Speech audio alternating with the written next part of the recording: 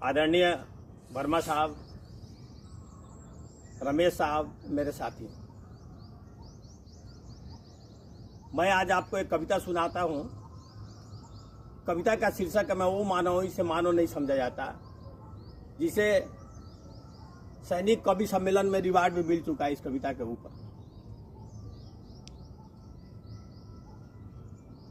मुझे बहुत खुशी का मौका है कि मुझे आज यहाँ बोलने का मौका प्रदान किया गया।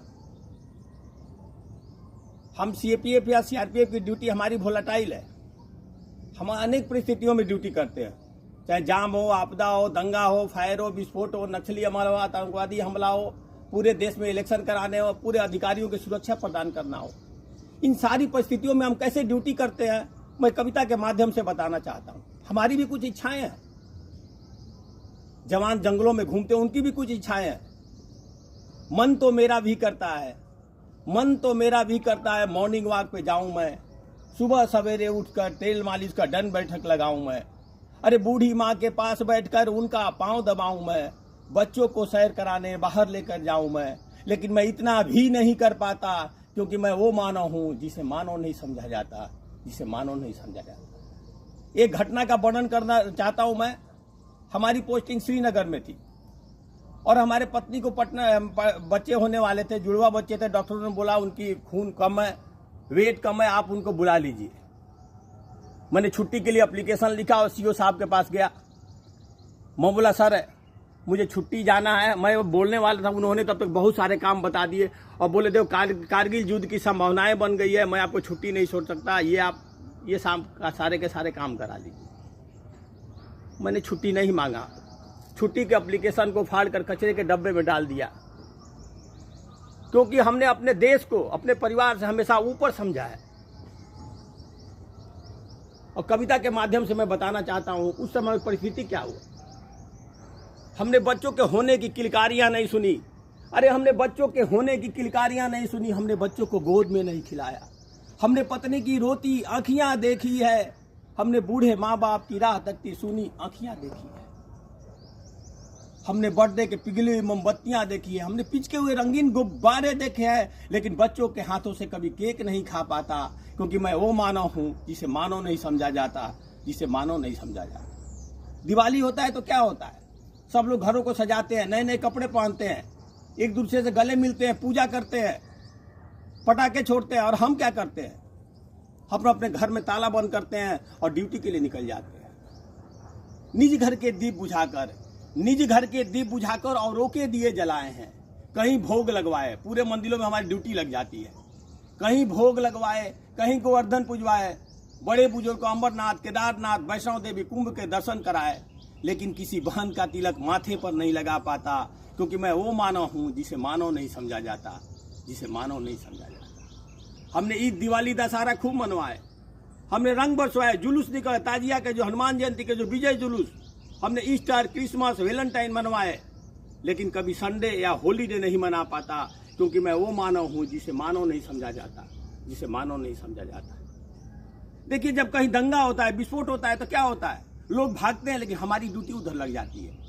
तो जाम, आपदा, दंगा, फायर या विस्फोट, लोग भागे दूर दूर। अरे हमें उधर ही जाना है, अपनी जानों पे खेलकर आप सभी को बचाना है। रोज रातों को जाग जाग कर आप सभी को सुलाना है। रातों को मैं 2 घंटे भी नहीं सो पाता, क्योंकि मैं वो मानव हूं जिसे मानव नहीं समझा जाता।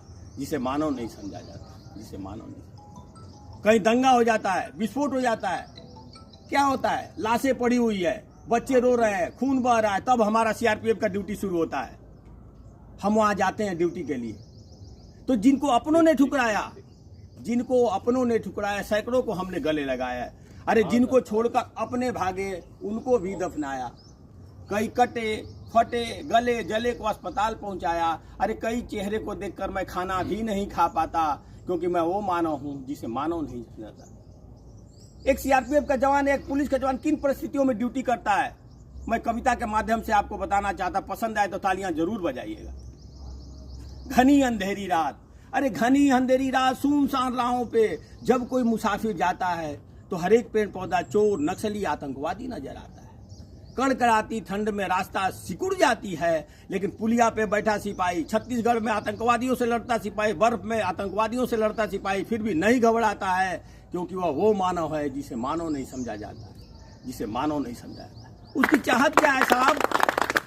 अरे चाह नहीं कोई सम्मान दिलाया जाए, चाह नहीं सर आंखों पे बैठाया जाए, अरे चाहत तो इतनी सी है साहब, आपके दिल में थोड़ी सी जगह मिल जाए और हम मानव, हमें मानव समझा जाए, हमें मानव समझा जाए, हमें मानव समझा जाए। ये हमारे जवानों को पेंशन का सहारा दे दिया जाए, बुढ़ापे का सहारा दे दिया जाए, बुढ़ापे का सहारा दे दिया जाए, बुढ़ापे का सहारा। और हमारा जवान सुबह उठ करता है, सब सुबह उठकर डेली हमेशा भगवान से यही प्रार्थना करता है, हे प्रभु मुझे तन नहीं चाहिए, अरे मुझे तन नहीं चाहिए, मुझे धन नहीं चाहिए, मुझे तन नहीं चाहिए, मुझे धन नहीं चाहिए, अमन से भरा ये मेरा भारत वतन चाहिए, जब तक जिंदा हूँ इस मातृभूमि के लिए, जब मरूं तो तिरंगा कफन चाहिए, कफन चाहिए, कफन चाहिए। महोदय, हम ये नौकरी वेतन के लिए नहीं, वतन के लिए करते हैं। हमारी 3 माताएं हैं, धरती माता, भारत माता और हमारी तीसरी माता हमारी जननी माता जो, और हम तीनों माताओं को झुककर नमन करते हैं, वंदन करते हैं। और मैं ये कहता हूं कि हे माँ, ये तन भी अर्पण, ये मन भी अर्पण, ये जीवन भी अर्पण, मैं बहुत कुछ अर्पण करना चाहता हूँ माँ, मैं तुझे मैं झुककर नमन करता हूँ माँ, नमन करता हूँ माँ, नमन करता हूँ माँ, मैं झंडे को सलाम करता हूँ माँ। जय प्रभु।